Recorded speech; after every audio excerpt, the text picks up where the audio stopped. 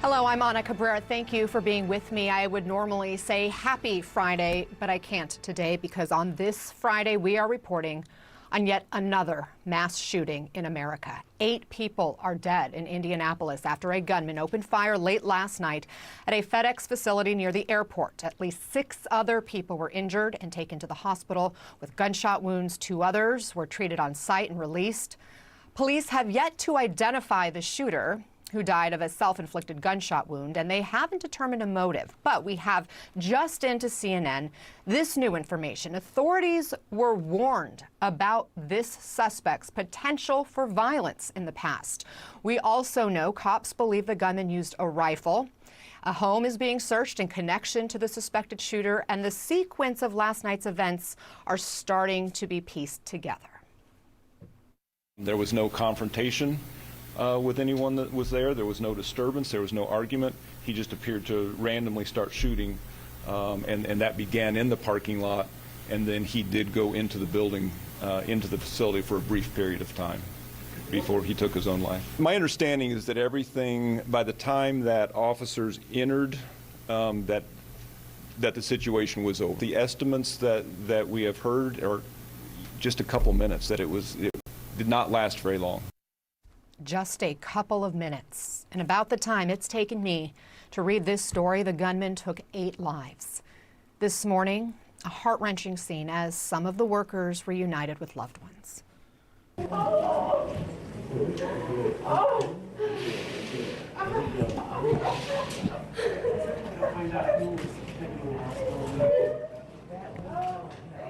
was a FedEx manager who, if you give the name, she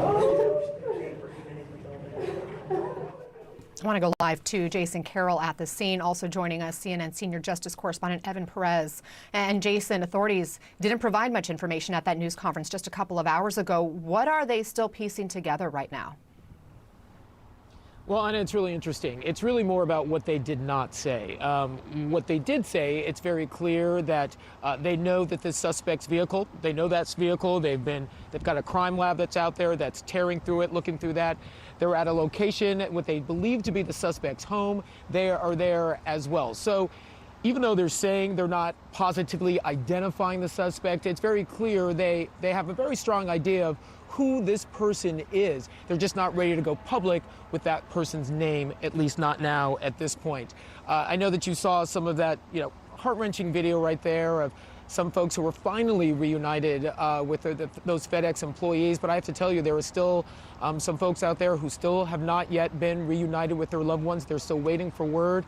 And in fact, during that briefing, Anna, we learned that some of the positive IDs of some of those who died during the shooting, that still has not happened yet as well. And the investigators are really pressed on that. What's taking so long?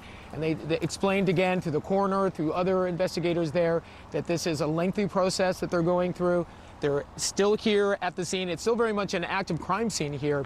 And a number of the investigators are still trying to make the determination in terms of IDing some of those who died here at the scene. So still a lot of unanswered questions. But one point is clear. Once again, Anna, they know who this suspect is.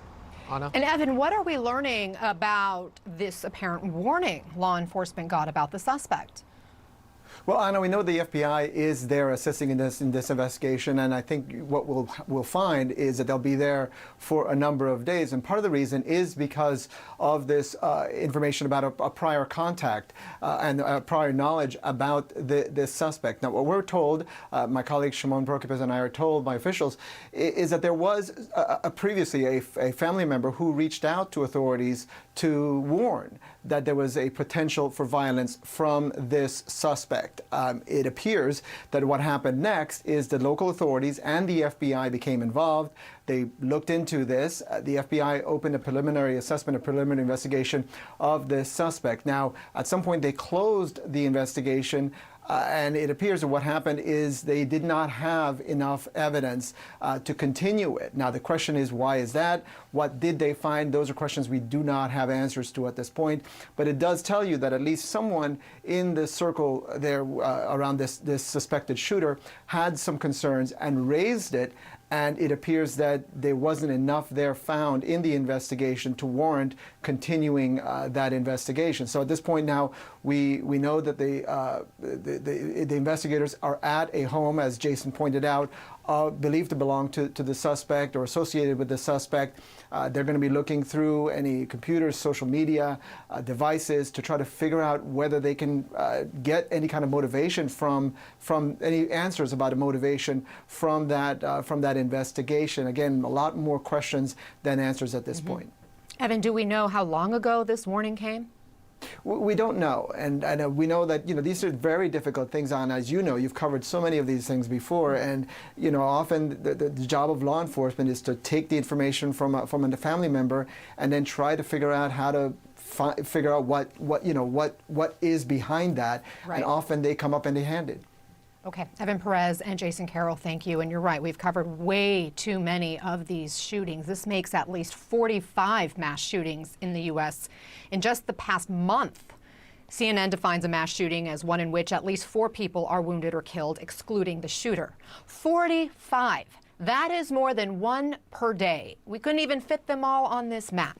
Let's bring in CNN law enforcement analyst and former Philadelphia Police Commissioner Charles Ramsey. Commissioner, first, your reaction to this new information that law enforcement had been warned about the suspected shooter, but they didn't have enough info to continue the investigation.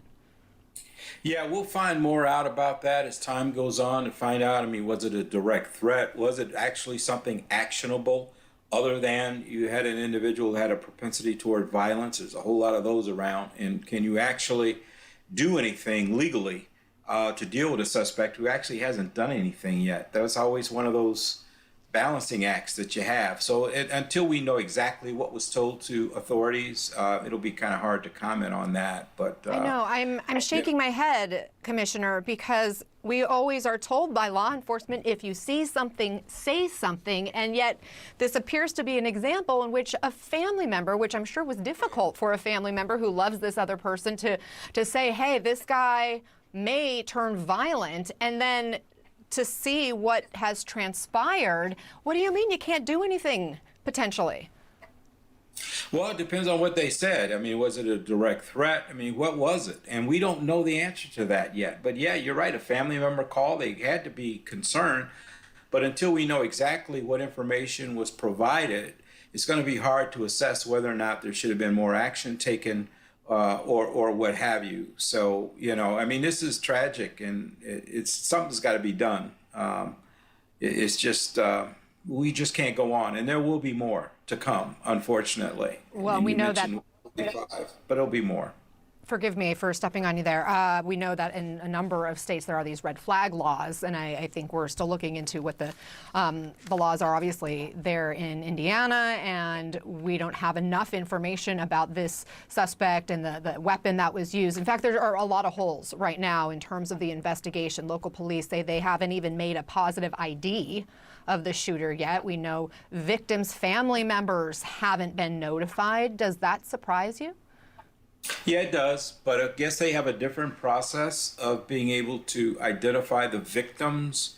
I understand why they're not giving out the name of the offender. I probably wouldn't either at this point. You still got search warrants you want to serve. There are people who you want to get your hands on to be able to interview and so forth. And the minute it goes public, of course, then you run into the complications of having media show up at a house or have other people and so forth. So it makes it more difficult. But as far as the victims go, yeah, that is unusual. You do what you can to try to ID them.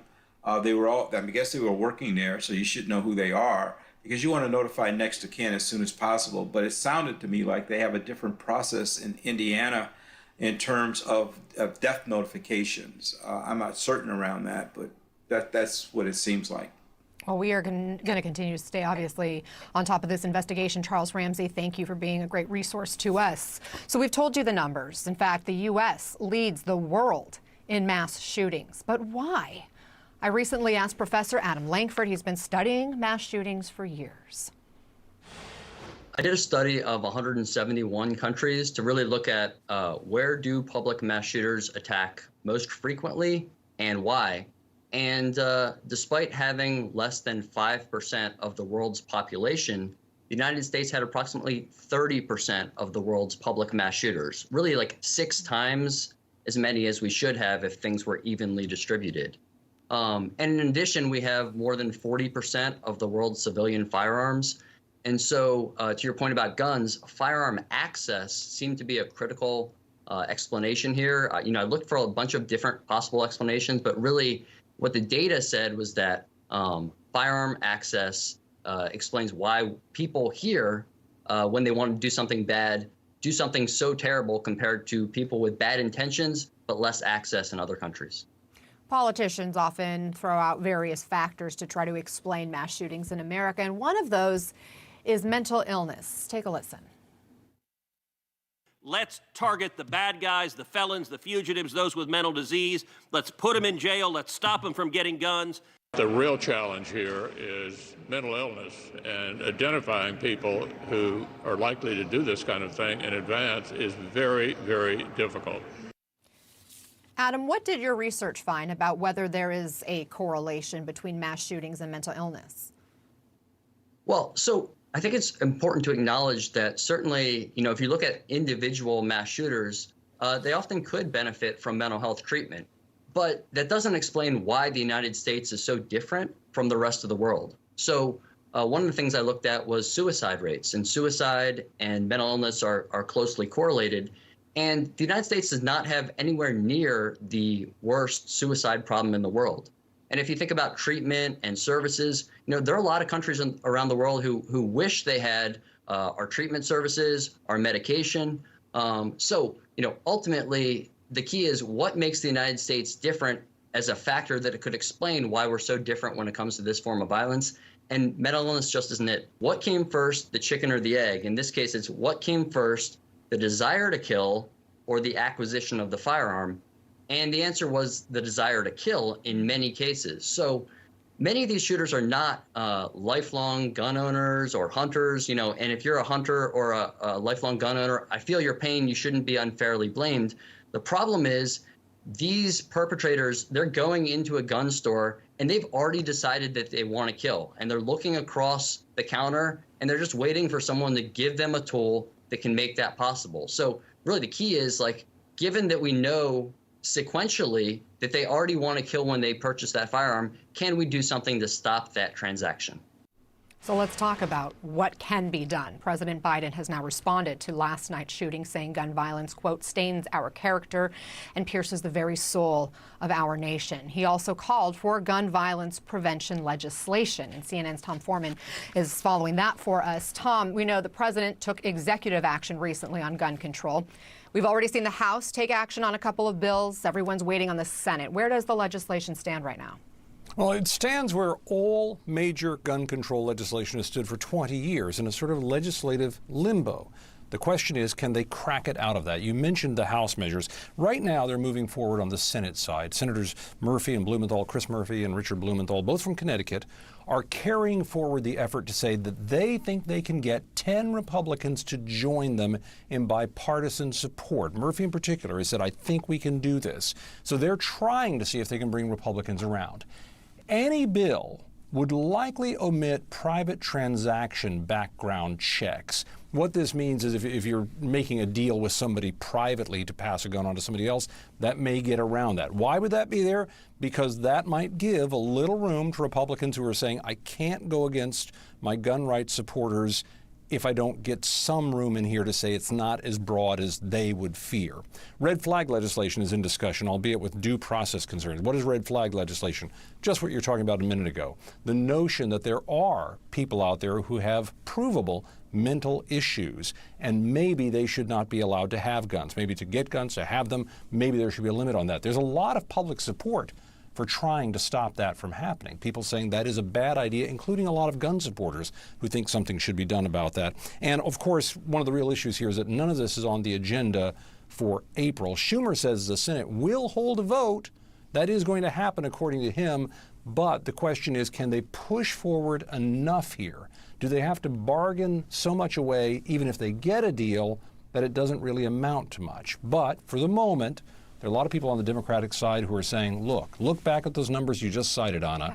How can you not do something? Exactly. When does it become urgent? When we've had 45 mass shootings in the course of a month since the Georgia spa shootings. Tom Foreman, thank you for breaking it down, letting us know what to keep an eye on.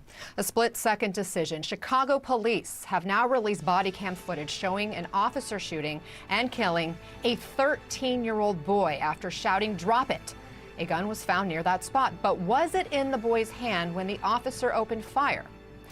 And as the nation races to vaccinate Americans, nearly half the states reported an increase in COVID cases this week. Michigan hospitals are reaching full capacity. We will talk to a doctor there. Plus, China, are you watching? President Biden's face-to-face meeting with Japan's prime minister set to set a clear message.